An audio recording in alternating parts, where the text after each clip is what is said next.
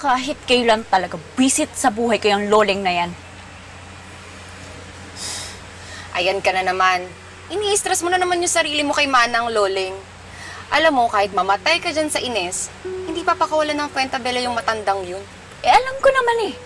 Mas kaya pa nga nila akong palayasin kaysa dun sa matandang yun. And thanks to Sydney, hindi nila yun magagawa sa'yo.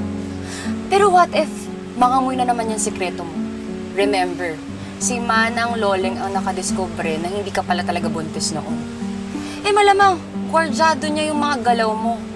At paano kung malaman niya na si Emma pala talaga ang nanay ni Sydney? I'll make sure na hindi mangyayari yun. Alam mo, kaya lang naman lumalakas ang loob ng matandang yan dahil sinusulsulan ni Emma. Malay mo, nag-uusap pa rin sila. Tawagan mo na lang si Becca. Sabi mo, magmanman na lang siya ulit kay Emma. Ay naku, wala akong tiwala na dun sa babaeng yun. Kaya lang naman siya nakikipagsabwatan sa akin dahil may utang siya sa akin. Isa pa yun. Baka mamaya may masabi rin yun. Matatakotin yun. Pag nagsumbong siya, makukulong siya.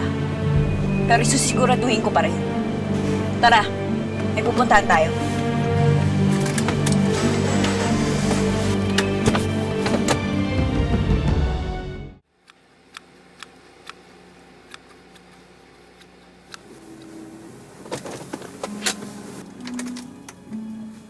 Mukhang di pa nakakabawi si Emma.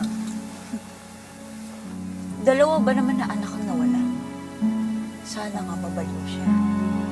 Bumaksak siya ng todo para hindi na siya bumalik sa buhay.